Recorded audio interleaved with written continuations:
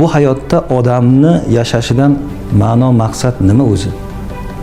Avvalo o'zing bilan o'zing murosa qilib olishing kerak-da, to'g'rimi? Kitob mushohada holini o'rgatadi sizga. Avvalo o'zingiz bilan o'zingiz kelishib olishingizni o'rgatadi. Bu fikring to'g'ri, bu fikring xato. Bu joyda sana o'ziga yarasha kamchiliklaring bor, buni tuzatishing kerak. Kitob sizga yo'nalish beradi. Hech yo'qsa xulosani ixtiyoringizga qoldiradi. Yo'l tanlash sizniki bo'ladi. Har bir oilani o'zida kitob burchagi mayli. Kutubxona sifatida kitoblar bir burchagi qilib qo'ysin har kim ota-ona. Ko'p kuttirmaydi muvaffaqiyat. Juda ko'p kuttirmaydi. Ko'rgan narsasiga odam qiziqadi. Nima ekan degan narsani hech bo'lmasa varaqlab ko'rishga qiziqa boshlaydi bola. Nima uchun bizni davlatimiz kitobxonlikka bunchalik rag'bat ko'rsatib, targ'ibot, tashviqot ishlariga urg'u berdi? Aslida maqsad shu edi. Kitobxon jamiyat yuzaga keldimi degan savol paydo bo'ladi. Lekin kitobxon jamiyat mukammal bir ko'rinishda yuzaga kelmagan bo'lishi mumkindir. Lekin kitobga bo'lgan mehr-muhabbat va e'tibor baribir o'zgardi. Suhbatdoshimizning so'zlarini tinglar ekanman, Dilshod Rajabning satrlari hayolimga keldi. Kitob bor uyga nur, fayz yog'ar desam, bu balki kitobiy gapga o'xshaydi. O'qishga ochilgan kitobni ko'ring, duoga ochilgan kaftga o'xshaydi.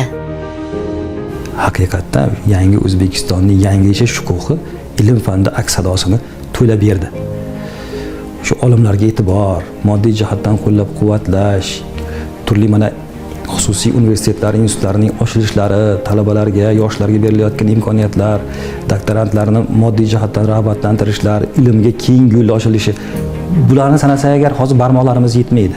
Juda ko'p Navoiy bilan bog'liq bo'lgan qarorning chiqishi tufayli bizni qancha ishimiz oldinga yurdi. Buni yaqinda prezidentimiz tomonidan 2025-yilda Navoiy shahar Navoiy yili deb e'lon qilindi. U bilan bog'liq juda ko'p ishlar amalga oshirilyapti. Shu ilm yangi bir o'zam bilan yana ham teranroq, yana ham zavq bilan, kayfiyat bilan yo'lda davom etyapti. Va qo'lni qo'lga berib ishlash kerak xolos. Faqat ishlaydigan imkoniyat.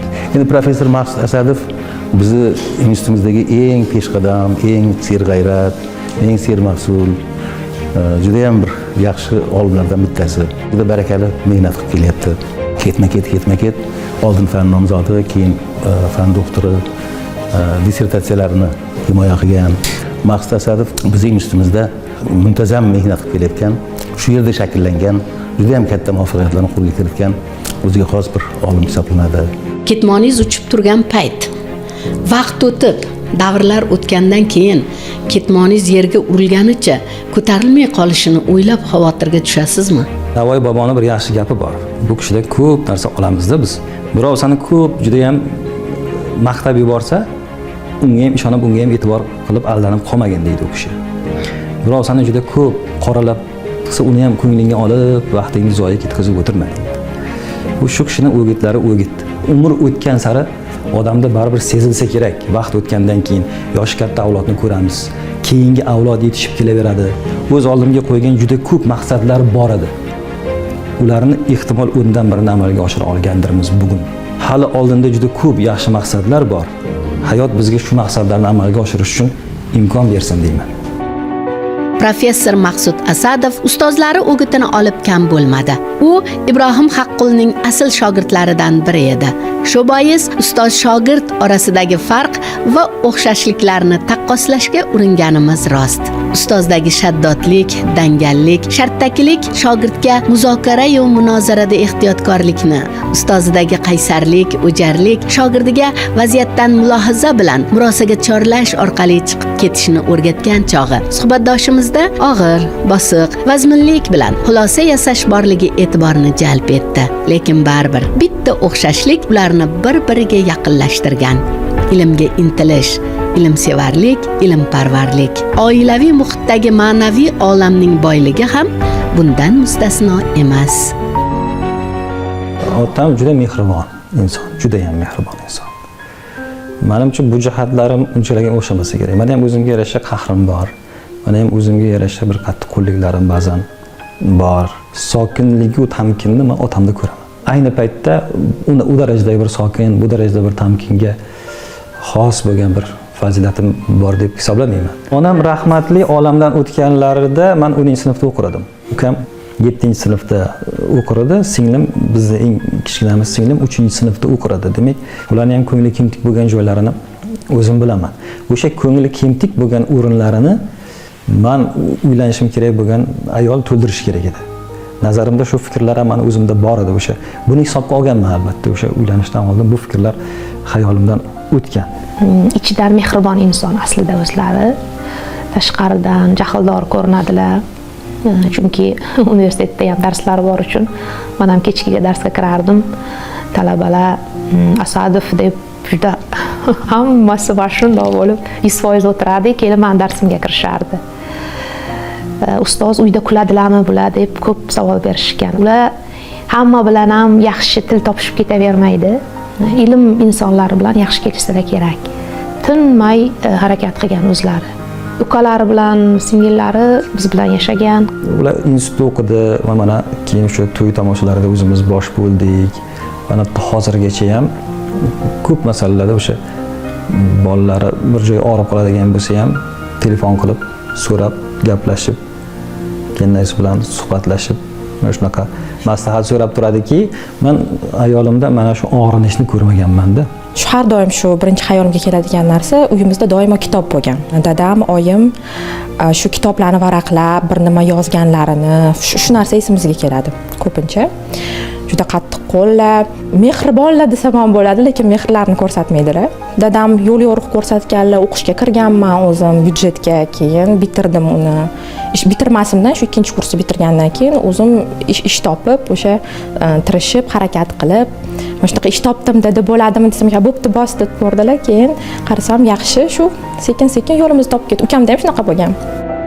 Bilasizmi, Maqsudjonning o'g'illari haqida eshitishimiz bilanoq sergak tortganimiz rost. Chunki yurtimizdagi eng kamyob, noyob ismlardan ekanligi bilan o'ziga xos. Qarang, katta o'g'li Alpomish, kichik o'g'li Afrangzeb. Rahmatli To'ramirzayev eshitib hayron bo'lgan u kishi, akademik To'ramirzayev. Alpomishmi? Alpomish qo'yganmiz. Mana Alpomish qo'yibdi bu o'g'lining ismini. Juda xursand bo'lgan. Keyin nima? Shomirza Turdimovning gapi bor. Biz folklorchimiz deymiz o'zimizni, folklorshunosmiz deymiz o'zimizni, lekin haqiqiy folklorshunos mana Maqsud o'g'liga Alpomish degan ism qo'ygan. Biz qo'ya olmadik. Bobur farzandlariga yaxshi ismlar qo'ygan. Chiroyli ismlar qo'ygan. Avrang degan so'zni lug'atdan ko'rganmiz. Ko'rganimizda avrang degan so'zning 7 xil ma'nosi bor ekan. 7 xil mazmunda qo'llanib kelar ekanda. Va shu narsa ma'qul bo'lgan menga. Ismda ham mazmun bo'lishi kerak, ma'no bo'lishi kerak, keng qamrovli. Va Avrangzeb ismi yoqqani uchun, o'zimga chiroyli bo'lgani uchun, mazmuni teran bo'lgani uchun shu ismni qo'yganmiz. Kichkinaligimda belik uchishni o'rgatgandilar. O'sha kichkinaligimda opam bilan birga, dadam bilan birga parkka borganlarimiz, zooparkka borganlarimiz juda ko'p borardik zooparklarga. Hayvonlarni o'zim yaxshi ko'rardim uchun shunga dadam bizani olib borardilar. Kun bo'yi borib ishda bo'lganlari bilan kech payt kelib doim bizdan so'radilar, o'qishing yaxshimi yo ishlaring yaxshimi, qaysi yo'nalishga qiziqasan deb aytganlarida, o'shanda ITga qiziqaman degandim. IT sohasida o'qiyman, Inhada o'qiyman.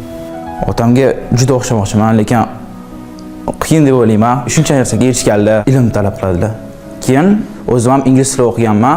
O'tgan yili IELTS olgandim, 7. O'zi aytadilar, vaqting bo'lsa har doim kitob o'qiydilar. Ba'zan bir fikrni yig'ib olib, shu fikrni yo'qotib qo'ymaslik uchun o'tirgan soatlaringizni bilmay qolasiz. Bunaqa holatlar ham bo'ladi. Lekin imkon darajasida har 20 minutda, yarim soatda, 40 minutda qandaydir mashqlar bajarishga harakat qilaman. Lekin albatta har ertalab uyqudan uyg'ongandan keyin kamida 15 minut, 20 minut, ba'zan yarim soatlar mashqlar bilan shug'ullanishga, harakat qilishga, jismoniy tarbiya bilan shug'ullanishga, yoz kunlarida suzish bilan bog'liq bo'lgan mashqlarimiz bor. Boshqa paytda mana yugurishlar bor. Yosh ulg'aygan sari bunga yana ham ko'proq ehtiyoj sezaverasiz. To'g'risi, bu gal suhbatdoshimizga havas bilan qaradik. Uning yoshiga nisbatan erishgan yutuqlari ko'pligini ko'rib, vaqtni behuda o'tkazmagani ham olimona ish bo'lgani haqida o'yladik. O'zbekiston 2030 taraqqiyot strategiyasida ko'pgina vazifalar ko'rsatilgan. Yangi O'zbekistonning yangicha ilm fani